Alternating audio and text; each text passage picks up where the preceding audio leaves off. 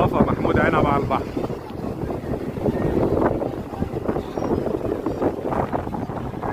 هنا على شط بحر دمياط الجديدة، كابتن مصطفى محمود عنب والكباتن الآخرين قاعدين أهو. أهدى شط في مصر.